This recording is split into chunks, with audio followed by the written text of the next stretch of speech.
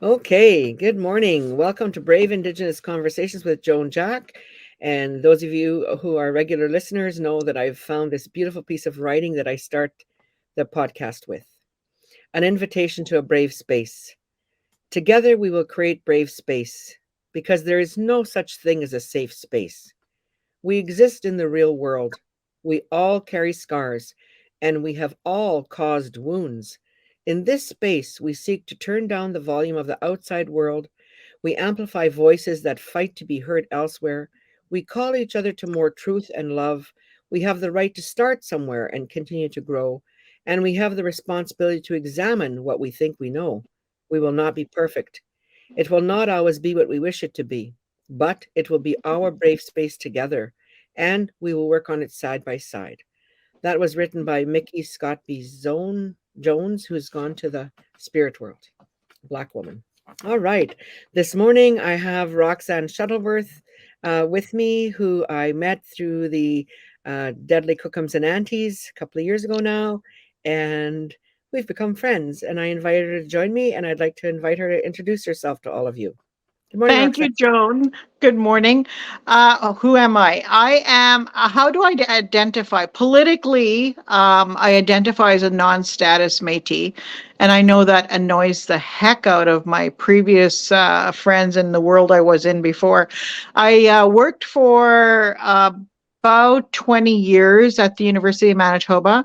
I started in student advising at what was the Native Students Office, which has now become a building. Good for them. And then I moved over to the Asper School of Business as the coordinator there, one of their Aboriginal programs. And prior to that, I was attended college in Medicine Hat. I lived there briefly, or a few years when I was married. Then I came home and I attended college here, and I'm actually a library technician by trade. Yeah.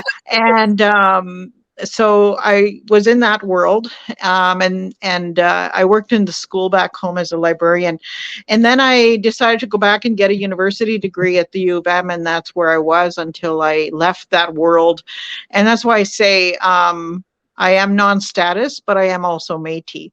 And one of the things I told the professor who really used to just, and I would say it just to get on him, eh?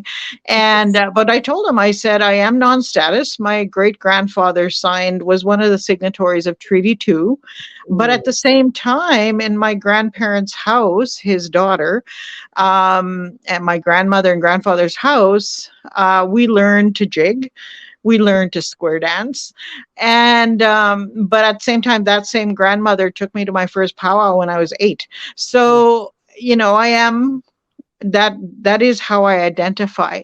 And so I grew up in a business family. My parents, until they settled down, once I started school, I'm the oldest in my family.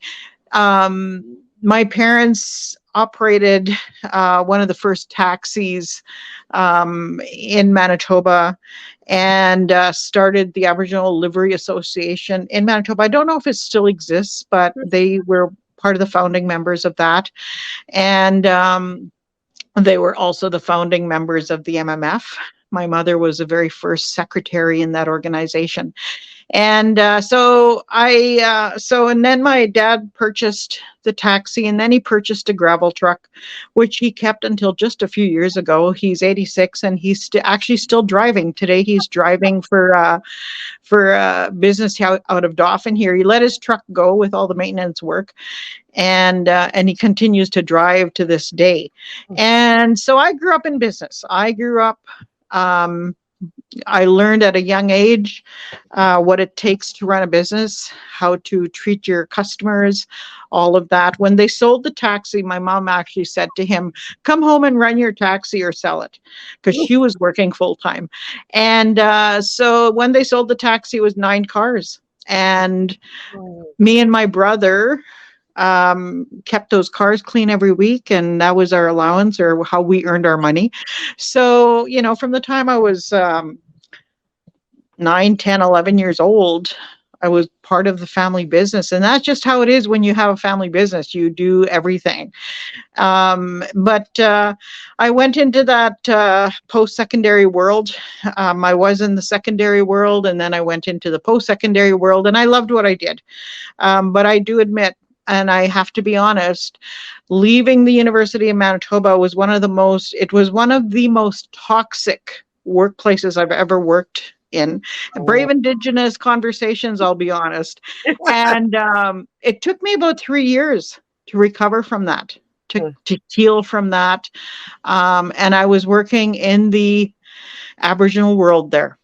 And it was still we can be so mean to each other. It's really sad. My goal, I traveled for a few years with my job, and I did a lot of contract work with my brother. We are trainers, facilitators. We write curriculum. We customize the curriculum we write for people. I traveled with a band for a while, and I'm the niece of a very famous Aboriginal band in that world. I traveled with them for a while, and then I got tired of traveling. I'd been traveling at the U of M, and then I was traveling with the band, and I was just tired. And I was like, I want to stay home. And I've been, when I decided to go full time with my sewing, one of my passions. So when I decided to come home in 2019, I opened a store here in Dauphin. That was one of my bucket lists. I'm in Dauphin right now, Dauphin, Manitoba. And so I opened Parkland Fabrics in 2019. COVID hit. And, we learned a lot of things from COVID, but it just was something I never did get a chance to recover from. People were great. I had a lot of support here from school divisions, organizations, like the MMF, the Friendship Center. Was really good. But at the same time, I just never, either that or there just was no demand for a fabric store in Dauphin, which was interesting because I know when I was a young girl, and I've been sewing for about 50 years, and I'm not lying, I'm 62 today or right now. And my grandmothers, both of them, and my aunties and my mother were all sewers. So I had to prove myself to use a sewing machine. I had to learn how to cross stitch, embroidery, crocheting, knitting. I do all those things. And then before I could use a sewing machine. So then when I did that, I made my first outfit when I was 11. Wow. Yeah, I was 11. And I actually found the pattern, if it's posted somewhere on my page. And my design page is Wolf Quay. It's at the bottom there by my name. And so I went public. I say public in 2009. That's when I posted my design page. But I've actually been sewing, honestly, for 50 years. So that's, and it's my passion. I love it. And plus beadwork. I just learned to do beading. Shout out to Ali Yaput in Thunder Bay. Taught me how to bead, or actually I think reminded me, because I found out later one of my grandmothers was known for her beadwork, and I never knew that. And I've been looking for some of her beadwork. I haven't found it. So if any of you come across beadwork done by Mary Spence, who became a Ranville, let me know, because I've kept an eye open and I'm always watching with old beadwork if there's anything that I can find that's that she did. So, and I actually have beadwork my other grandmother did, my Grandma Shuttleworth, the one whose dad signed Treaty 2. Wow. So yes, I've been, so I love beading. I do it often. I usually end my day with beading, and my beadwork's also on my design page. So that's just a bit about who I am. You're so amazing. I write. I've learned to write down interesting things that trigger my mind when people are sharing. And I wrote down like 1, 2, 3, 4, 5, 6, 7 things. Wow. Before I go back to any of them, I wanted you to talk a little bit about your design work with the Mukluk place? Because Manitoba Mukluks. yeah, you were with them for a while too, right? I was, and apparently I found out they've sold. Sean Oh, has sold them, and I knew Sean. I met him through my work at the U of M, and of course, being a business owner, entrepreneur, he was one of the people we highlighted. So I met him briefly that way, and their Story Boot project is where I was involved. I don't know if that's still what it is because I'm no longer with them. okay. Um, Do you know anyway, I anything, found Roxanne, do you know anything about the history of the company? Because everybody's wearing Manitoba Mukluks now in the all over the world. Do you know? yes. I don't know anything about the company and how it started. Did you learn anything about that? He started in Winnipeg. He had mentors Mm. and some really good mentors, obviously. And he focused and learned well, and he focused on developing a global brand. Right. And he was, as I said, mentored very well. People helped him, or he paid for that help, Mm, and but did very well. I mean, I wished him the best then. I still do. yeah. And one of his initial goals that Is he he, talked about. who is he? Is he Indigenous? Is Oh he yeah, he's a Métis a guy Métis from guy Winnipeg. Yeah. from Winnipeg? Okay, cool. Yes. Yes. And yeah, so where I worked at the University of Manitoba, the Aboriginal Business Education Program, we hosted a dinner once a year, Excellence in Aboriginal Leadership. It's a dinner and award thing. Yeah. Anyway, and he was one of the recipients one year, so we got to know him a bit more. And so yes, he's a Métis man from Winnipeg. Okay. And his initial goal, he talked about it at the dinner where he was received the award, was the Story Boot project.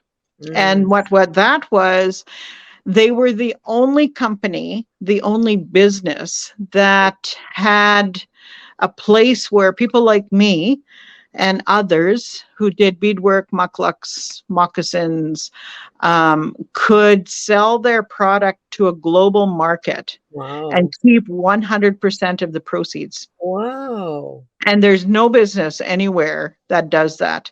That's brilliant. And absolutely fabulous. Oh, Then he sold it. I heard wind he sold it. And sometime last year, I think it was. And then we got the Story Boot people got products or got a new contract for our products mm, from Manitoba Mukluks. And I read the contract twice, as mm, always. And then I mm, contacted them and said, please mm. explain this. Yeah. And it wasn't explained.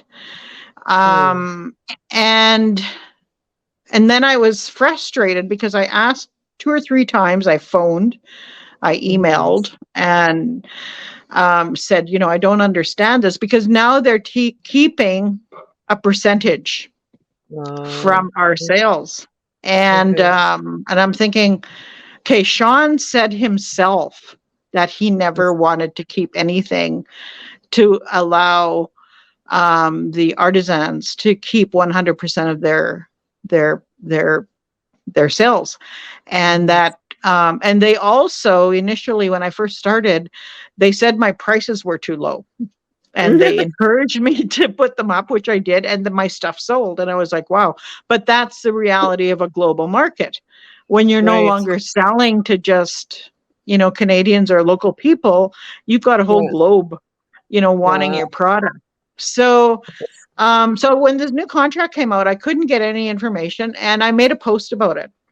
Mhm. And one of That's the items on, yeah, one of the items on the contract was they were going to be monitoring my Facebook page.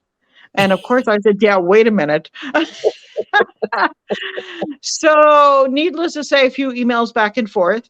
And I did actually speak with someone who knew about the contract, and he explained why the changes. And I said, okay, I can live with that. And I made an addendum to my post. And I said, okay, I got the information. This is it, and blah, blah, blah, blah, blah. But by then they were like, no, we can't use you anymore, and oh, we're not going to use your product, and you had a negative post and all of that. I'm like, okay, whatever. wow. So unfortunately, I'm no longer with them, Oh, and you know I'm okay with that. Like, yeah, I wish I was. Done that, been there, have the T-shirt, you know. Yeah, yeah, exactly. So, and I don't know who owns them anymore. Huh. And like it's not Sean, but I think he stayed on as an advisor or something. And so yeah, Hmm. that Cool. was my Cool though. experience with them. Very cool that you even did that. Yeah, So do you think I circle back with you and just pick up some of the things you mentioned? sure. Okay. All right. So when you said you were non-status, maybe I'll just share for a bit. You were non-status Métis. Like for our listeners who aren't familiar with, you know, I was going to say our non-Indigenous listeners, but even Indigenous, many of our people don't understand or don't. Exactly. Why would Right. they know? Why would they know? You know, things Yes. the way they are. And so how we identify is, I remember, if we're going to be really brave here, when I was in law school, I did, you get to do, well, you have to do 3 credits of directed research in order to graduate. I actually did, I think, I don't know, 6 or 9. Like I was a prolific writer and researcher. And one of my pieces was um, basically making argument that it's Métis blasphemy. Okay, so all my Métis family and friends, please don't get me hate mail here. But my mom was livid. But like I wrote a paper saying a 90-page paper saying that, you know, the advent of the Métis, aside from, you know, Louis Riel and all of the Métis founders, um, for the Red River Métis, which is another issue. Oh yeah. Excuse me, hang on. I got a little tickle this morning. Are basically came to be in response to the Canadian state and legal initiatives of the Canadian state to not acknowledge them and rub them out and whatever. So, um, um, and so when I did this big long paper, it's interesting about the connections because my grandparents, George and Marie Louise McKay, were also founding board members of the Manitoba Métis Federation. And so Wow. I didn't know we had that connection. And Yeah. so we grew up on the Métis side of the river in Barons River, Manitoba, because in Ojibwe, in Anishinaabe, they say Osaga Motogo. And that means those are the ones that left. So that's what people on the ground chose to choose our Métis ancestors as if we left. But really, it was the Canadian state that pushed these Hmm. people out and decided that they did not qualify to be registered as Indian. And Right. so there's a whole big thing about that out there.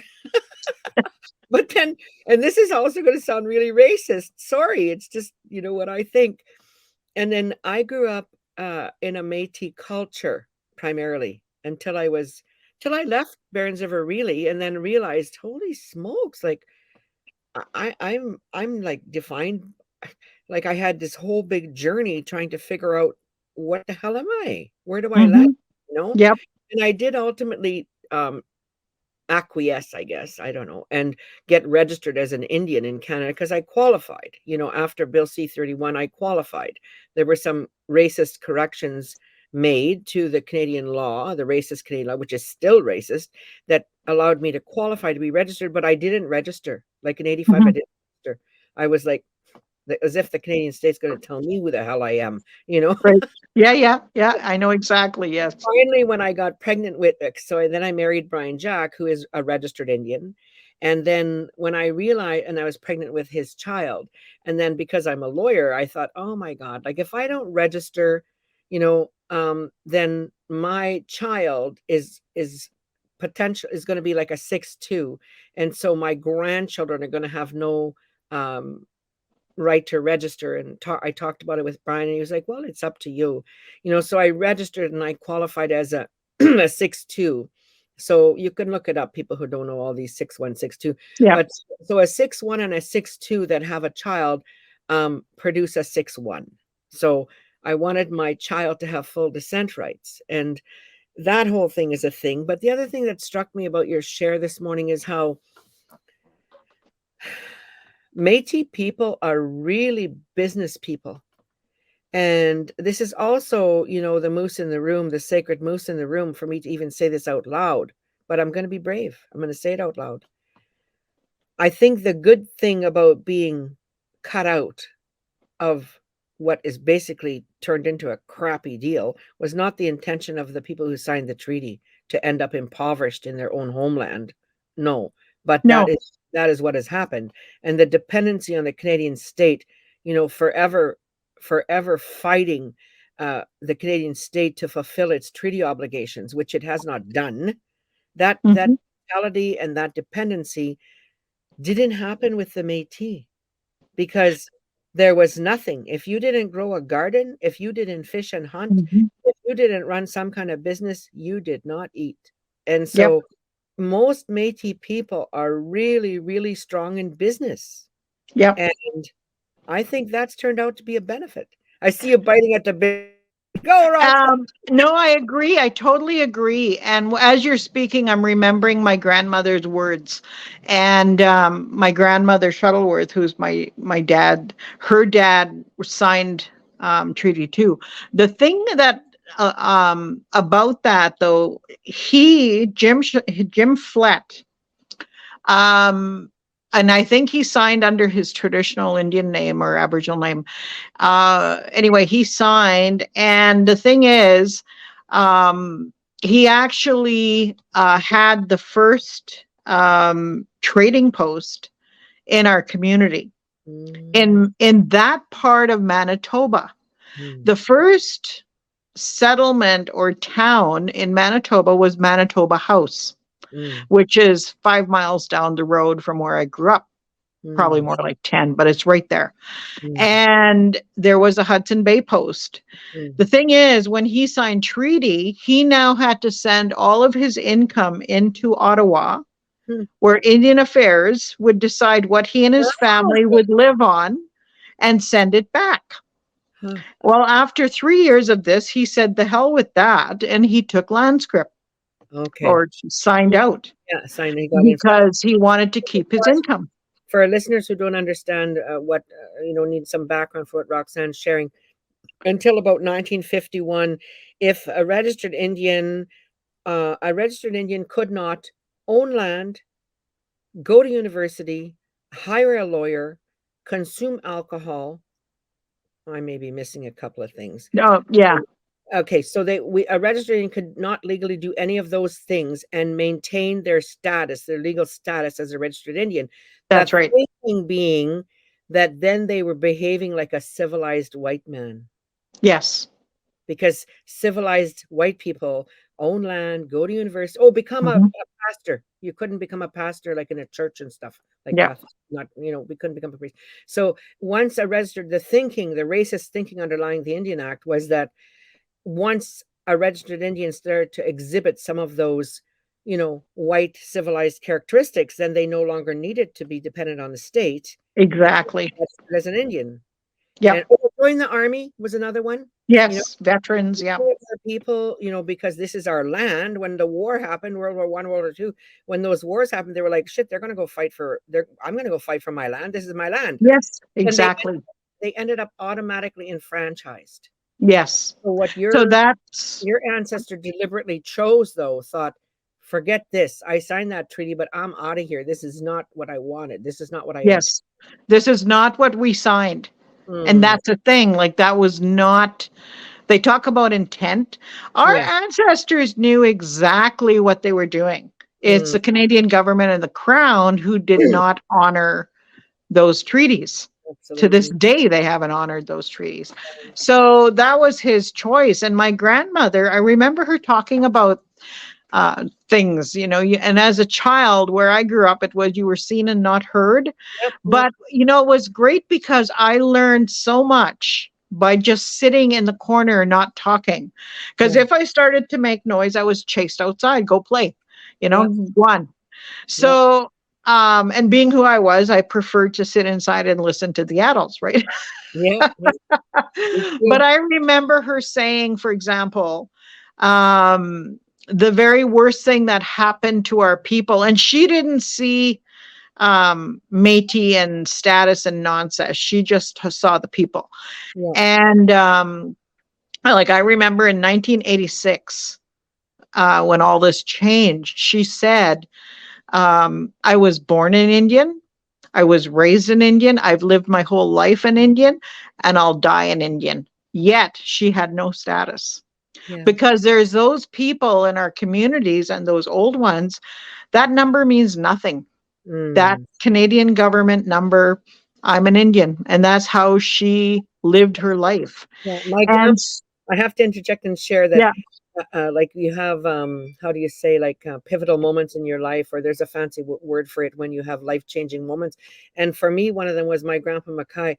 He, I remember so clearly one day saying to me, "Don't ever forget you're an Indian." And yet yeah, he was in the MMF, he was definitely.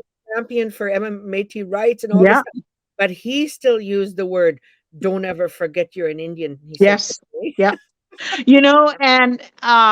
And like going back, I'll go back to what my grandmother was saying in a bit.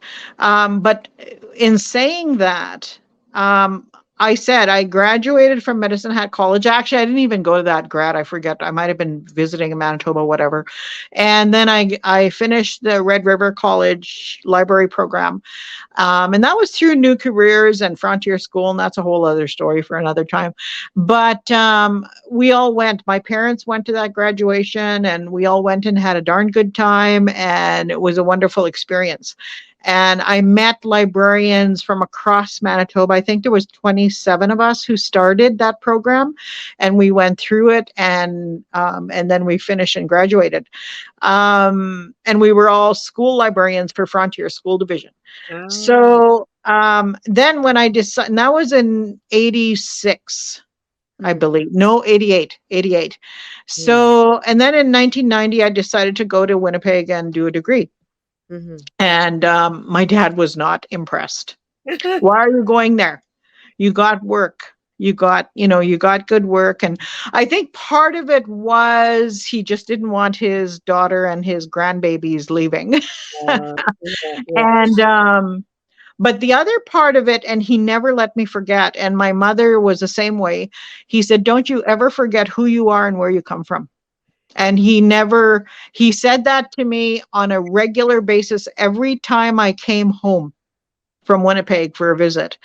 And he always said that to me, like, don't forget who you are and where you come from. And my mother would always say, you learn their game. Mm, You learn their game very well, and then you beat them. You mm, beat them at their own game. And that's how they advised me to mm, live in this non-Aboriginal world, right? mhm. And I remember having to tell my students that, like, my students at the Asper School of Business were doing a commerce degree, which was a 5-year degree, very tough to get in, very tough to finish. And they would tell me some of their frustrations, and I said, you know what, I'm sorry, but yes, in this world we have to be twice as good to be considered half as good. Hey, I want to talk about that a bit because that's actually an important thing. I remember in law school, as another one of my directed research projects, um, I wrote about Anishinaabe law, a big, Mm-hmm.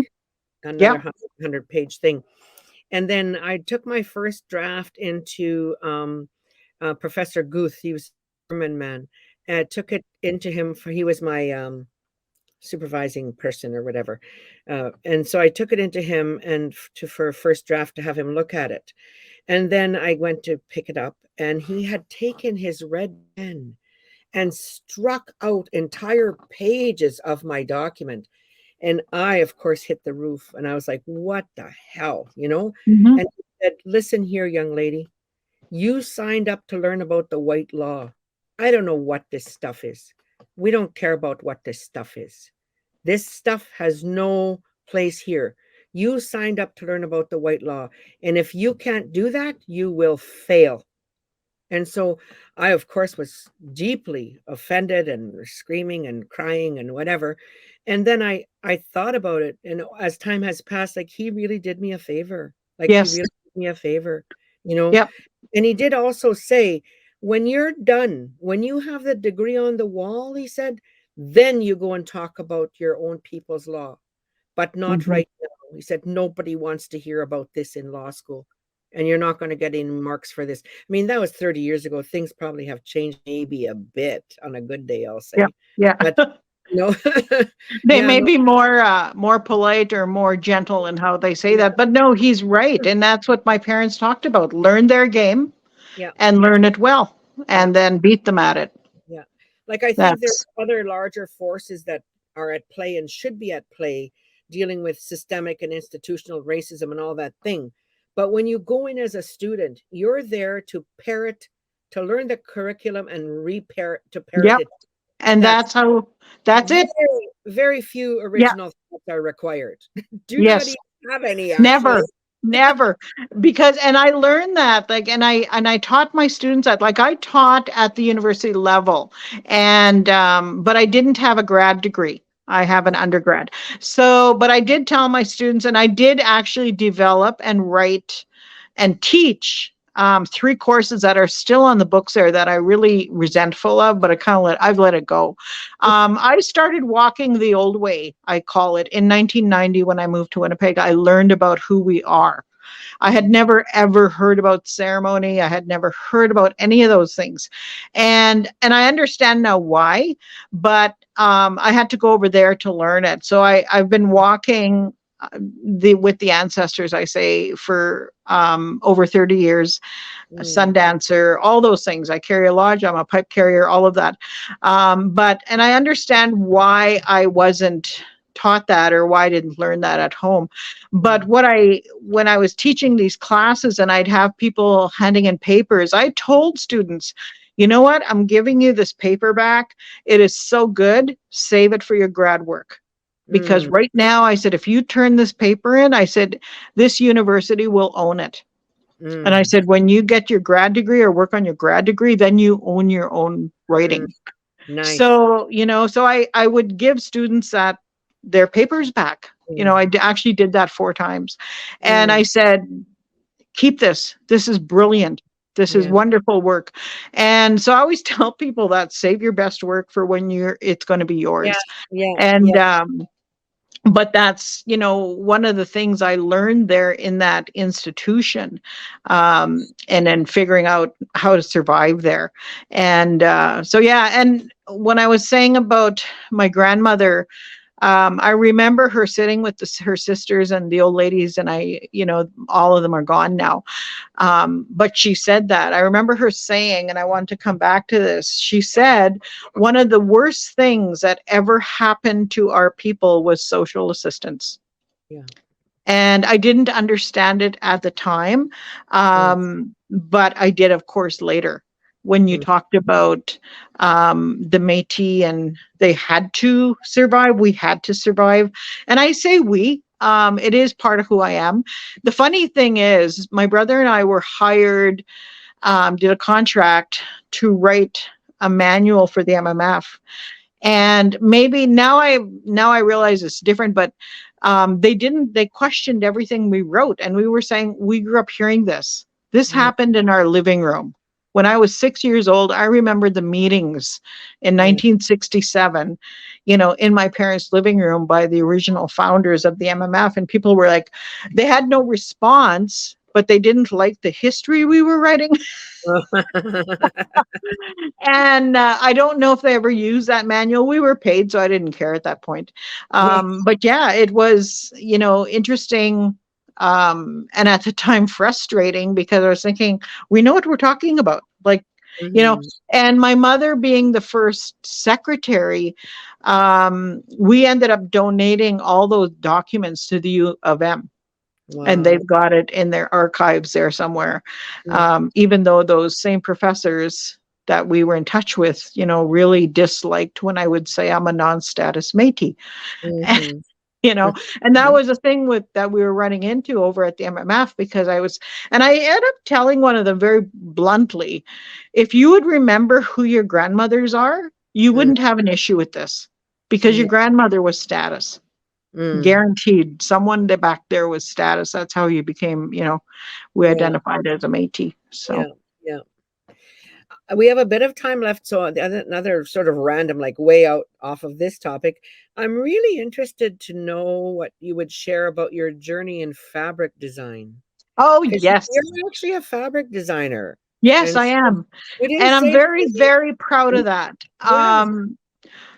Well, Start at the about, well, beginning. Start at the beginning of your fabric design journey. Like for maybe in there. 2015 is uh, where it started. Okay. And I was sewing and I was doing custom work and I was doing ceremony sewing and I was doing ribbon wear, I call it, sewing at that time. And I was frustrated with the lack of anything Aboriginal, Mhm. anything First Nation. There was nothing out there. There was one designer, and I forget, Dorothy from BC. Dorothy Grant. Dorothy Grant. That's it.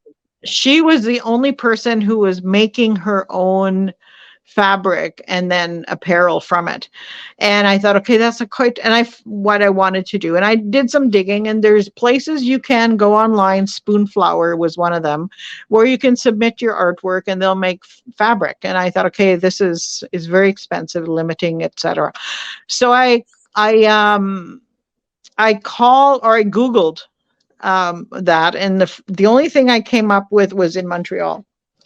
And I thought, okay, I love Montreal, but I'm not going to Montreal. So I waited a couple of days and I did it again. And this time a mill, what I did is I Googled in Winnipeg, and a mill popped up, Siltex. So I called them. They invited me in for a meeting, and I told them what I wanted to do. And of course, they said they'd never heard of such a thing. And I said, yeah, I know. Um, and I said, you know what? It's coming. I said, it's coming where our people, Aboriginal, and they were very, very respectful. Our Mm. people are going to explode onto this world, and we need to be ready, and I want to be ready. Mm. And so they asked me to submit my art. They said, we'll do one or two lines as a test. Yeah. We'll try it out. Yeah. So I sent in, I think, 5 pieces of art, Mm. and they accepted all 5. And then the next thing I know, they're doing all of them. Mm. And the next thing I know after that is they're doing them all in several colors. Mm. So, and it took a year because cotton batiks is what we initially went with. Cotton batik is made by hand. It Oh, can only be made by hand. So oh. people say to me, it's so expensive. And it's like, yes, but it takes 18 people 1 hour to make 1 meter. So Mm. yes, it's expensive. And this is in Indonesia.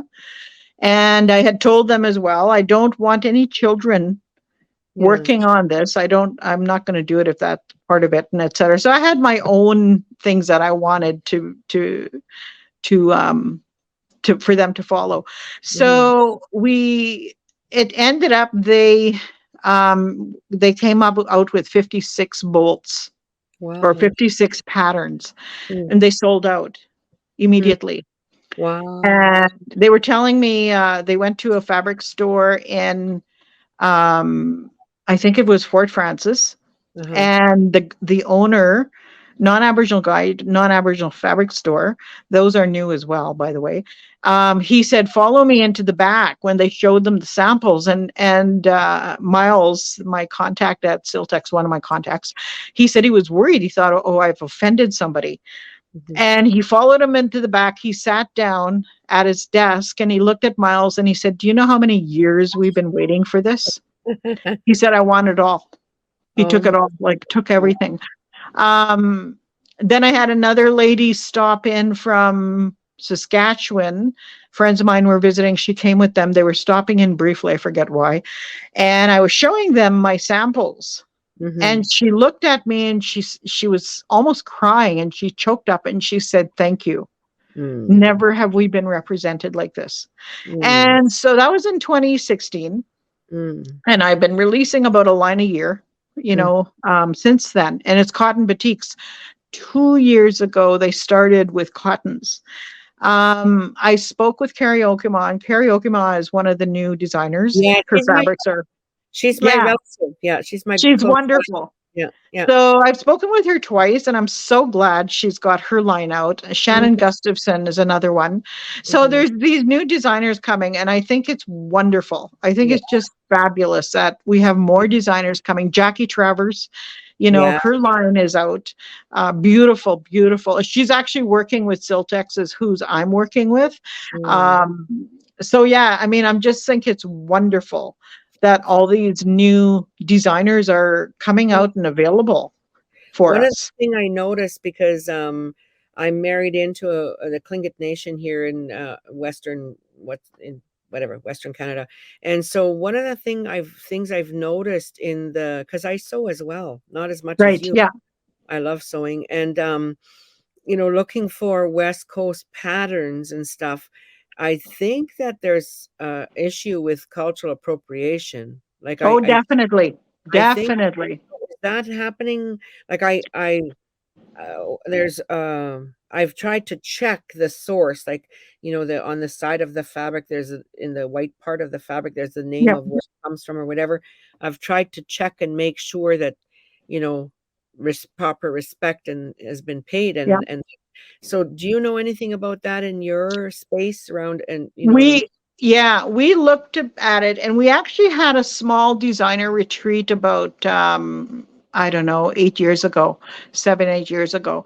And actually, BC First Nations, or some of them, or many of them, are actually, they have some kind of trademark. mm, And we mm, found the designers that got together were all from Manitoba and Saskatchewan. But we found her, one of them knew that she was actually questioned. Actually, she was questioned by somebody in BC saying, are you from BC First Nation? And why are you using our patterns? But mm, actually, she married into the community, and mm, her husband was designing with her. So she mm, said, my husband is, and I'm not sure what nation they're from, but said that. So they do. We didn't, and we don't have that. We need that because our designs, like all of the Elizabeth Studio, and I'm going to name it Brave Conversation. yeah, I called them, and a friend of mine called them initially to see what they were doing with designers. They wouldn't talk to us. mm, They would not acknowledge or say they had an Aboriginal designer in the house or on staff. It's like house designers. mhm. Um, their stuff is strictly stolen from Wow. us. And now the offshore Yeah, Asian people are yeah, stealing from us. yeah. Well, it's So everywhere. Just a totally random thought here. I haven't gone down to Arizona much, but I love me. I love turquoise. I don't have any of my jewelry yes, on now, but the Navajo turquoise is amazing. But yes, when I was in Gallup, New Mexico, I've only been there twice, but the last time I was there, um, the the the trader guy said no. I had a nice guy. He was really honest. He said, "I'm not supposed to say this," but he said, "All of this stuff here, it's all made offshore." He said, "If you yeah, want anything that's Navajo, you need to go to the Navajo communities." Because he said, as the big businesses here in Gallup and the tourist places, we all buy offshore because there's more money in it for us. yes, It's like, yes, oh my God. yeah, So yes. this is a real thing. It's a thing, and it's finding the mills. 49 Design out of Calgary. They're Aboriginal owned. I actually went in there. I spoke to some of the people there, and they're Aboriginal owned, and they're pretty careful about who their designers are, etc. Pricey, yes.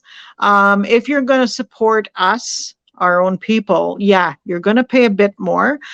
Mhm, If I see Aboriginal designed or Aboriginal looking mhm. fabric that's $12, $14, I'm like, okay, where was this made and who by whom? Yeah, And the other thing I tell up and coming designers, you're not going to make money on this. yeah, You may not even be famous, yeah, because that's not what it's about. yeah, And like, yes, I am paid well, I should say, yeah. but it's not getting rich well, and that's just the Yeah, fabric world. yeah. Unless you're the mill owner, I want to yeah, tell a story about being married in here. So I discovered I went to an AFN meeting many years ago and saw Dorothy Grant's stuff and some of the other stuff, and I was like, oh my God, I just want this. But I didn't think it was overpriced, but I couldn't afford it. So yeah, I got back from the meeting and I said to my mom, "Do we have a sewing machine?" She's like, "Yeah, why?" Because I'm like not the domestic type. She was like, "Why do you want a sewing machine?" I said, "Well, because I want to sew. I want to Yeah. make clothes and stuff." So my mom got me set up, and Tina Jack and Mary Lou Jack, they came, some women came and helped me to learn how to sew, and so it turned out I'm good at it. Like I'm pretty good at it. Like Yeah. I love it. I love it. Good. So Good. the Klingit designs, not the intricate ones that I've been adopted, and my brother Wayne is a master carver and artist, and his designs, like to do them to do the applique on the sewing machine, like you got to have super lot of skill. Like I'm like, Wayne, don't make so many detailed corners. I gotta, but anyway, so the designs I draw are not that detailed, but I can do it, and I make beautiful vests, and I line them with cassia, which is Yes. it's beautiful. I love cassia, Yes. so it's Yes. tiny and whatever. So anyway, the Tlingit culture, in my experience of it for 30 years, is that the family matriarchs run things, like, and so I was called to a meeting with Mrs. Nyman and Mrs. Jack, and they were the matriarchs for the Wolf and Crow clans. And I was like, uh-oh. So I went, and they said to me, "We heard you're making designs. We heard you're sewing." And I was like, "Oh, yeah, I am." And "We heard you're selling it." I said, "Yeah, yeah, I am." And she said, "Whose designs are those?" And I said, "Well, they belong to the people tell me what, what their clan is, and then I make their design. So I guess it's theirs." And she said, "Where are you sitting when you sew?" And I said, I knew I was hooped, eh? I said, "Well, I'm sitting on Tlingit land." "Then they're Tlingit designs," she said. And I was like, "Oh my God." So it's a longer conversation about jurisdiction and ownership and, Yep. propriety law around Yes. our Yeah. designs and stuff, eh? Ultimately, they said to me, "Just don't put the wrong design on the wrong person, because that would Yes. be like a huge, big problem." And so Yeah. I've never done that, and I Yeah. very rarely Yes. go anymore for people unless I really, really, feel like I want to, but Yeah. I went through a period where I must have sewn and given away 100 garments, jackets, vests. Yeah, Hmm. I love it. Yeah, but Yeah. anyway, my property. Yeah, no, and that's it exactly, because we've over the years there's been a few cases where famous designers take on and use our designs, and Mhm, they're totally stolen, mhm, appropriated. Like they're mhm, just, it's just disgusting, what I've seen. The only one who's done it right mm, at this point is Valentino. mm, And he was in direct contact and partnership with Christy Belcourt. I think Christy, mhm. anyway, she worked with him, Oh, collaboration.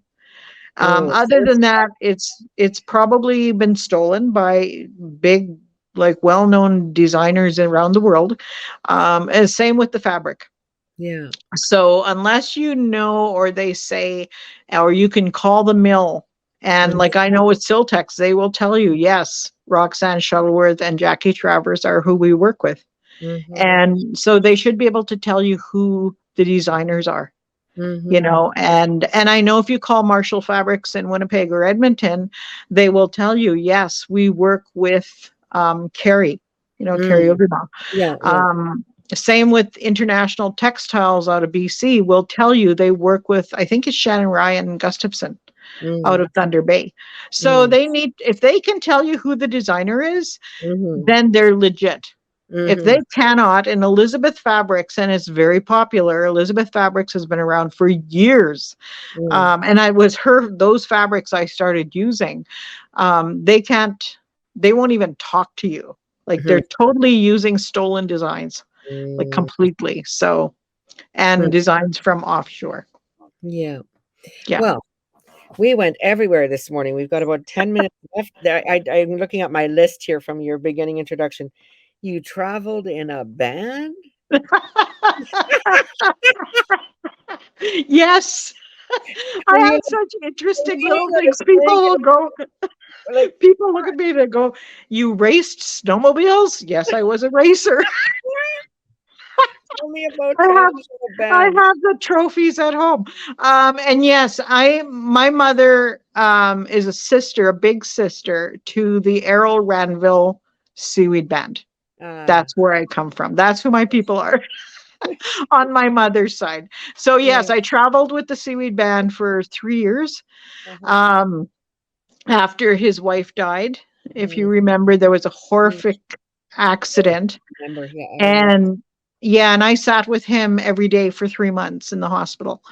Mm, Um, he was in the hospital, I think, just under 3 months. And yeah, it was an awful, awful time. But so he was recovering. And then we were concerned in the family that he wasn't going to go back on stage.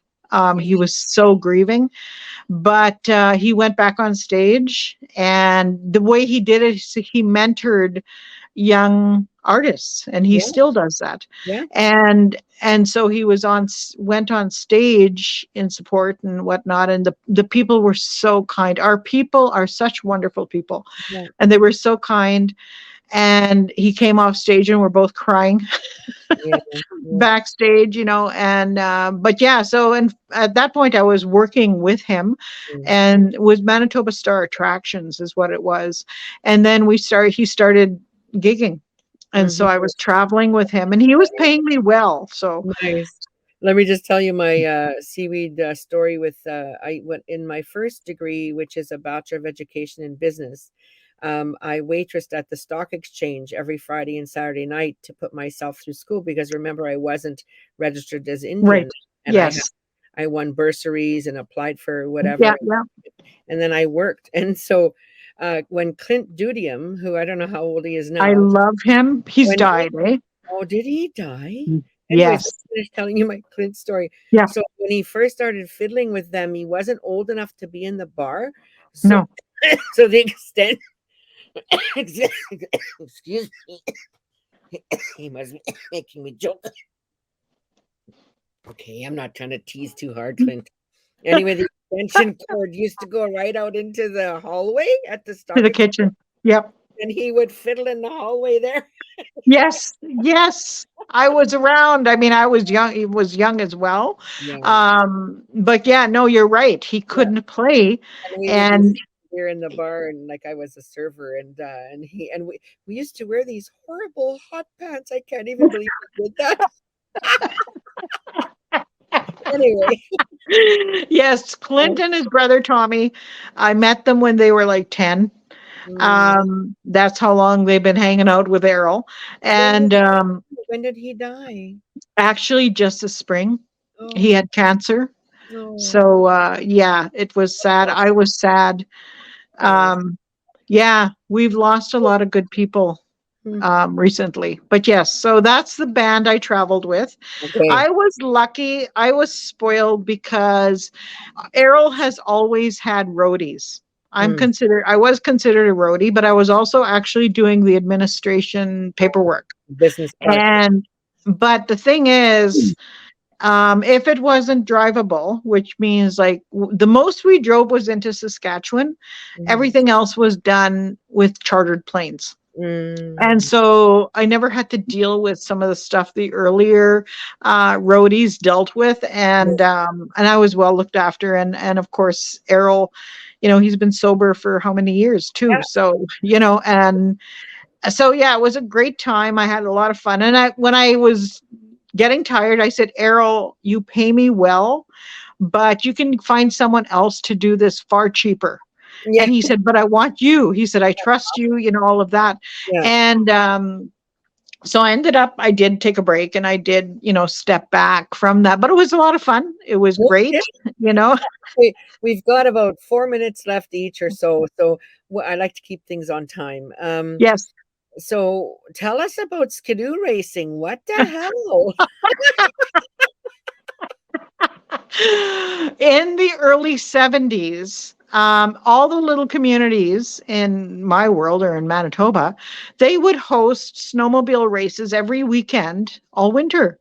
Wow. And so, my dad was a snowmobile, and we had a club, Lake Riders Snowmobile Club. Mm, And we were the club from Ebb and Flow. and there were local communities like in the area, and we would all support each other. We'd go to Dauphin, we'd go to Eddystone, we'd go like everywhere around us and Mm. race. Everybody would go to each other's races and we'd race. Yeah. And actually, we were very, very good. Our club, the Lake Riders, we were known. We were winners. We always won. But, people were good sports. Where we stopped racing is it got to be really popular and became worldwide. And Yeah. Beausejour is the worldwide snowmobile Yeah. races. Yeah. I remember And going as a we child. went there and we were winning. Mm. And then the next winter we went, and of course we all have our Lake Riders crest on our coats and apparel. And we found brake lines cut, like they were attacking us. And Wow. so, and my dad just said, we're done. Like this was supposed to be fun. It's not fun anymore. It's dangerous. And so we ended up not returning, like there were people trying to hurt us. They were tampering with our snowmobiles and yeah. So Oh, things like that were probably happening. because you were Indigenous. So anyway, whatever. That and we were good. We were winning. So yes, I raced for about I think 3 or 4 years. Nice. But I also, yeah, so I was on, I snowmobiles were part of our life. Like we Cool. were on the, yeah. So Cool. that's the snowmobile story. So, Yes. what would you like to leave the listeners with? Um, what would I like to leave? Is there anything else on your list? Oh, well, I did have one more on the Aboriginal livery. What is that? It's an Aboriginal taxi association. My Ah, dad, when he bought the cab taxi business, it was Jimmy's Taxi. And there was one in Cowan and there was one in like there was Aboriginal owned taxis all over remotely in Manitoba. nice. And mainly because we serviced First Nations next door and all of us were Métis communities attached to a First Nation, right? Huh. So they had no medical vans like they do today. They had no way of getting to hospital, to doctor, etc. So Hmm. there was always a taxi business, Hmm. next door or servicing So the that word community. livery, is it livery? Livery?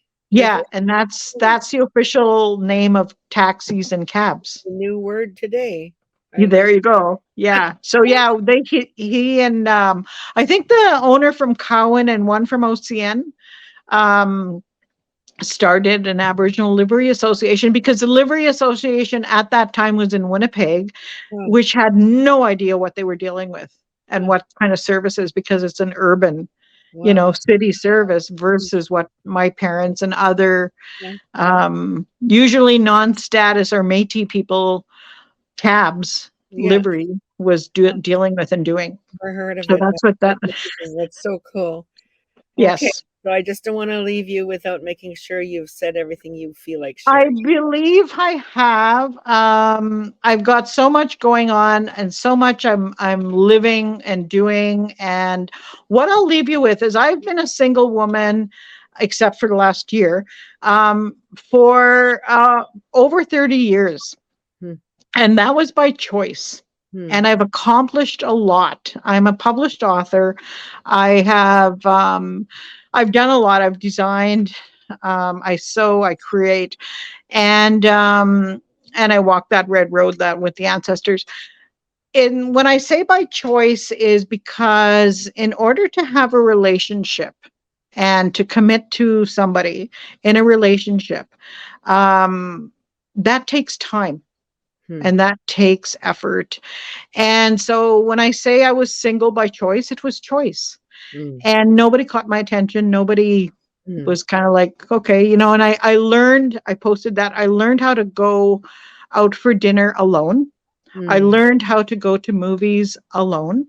Hmm. So it's a choice we make, Hmm. and it's okay to make those choices, is what I Nice. want to say. Yeah. Oh, nice. Beautiful. Okay. Yes. So when I started the podcast, quite quickly, I realized that Brave Indigenous Conversations is all about the earrings.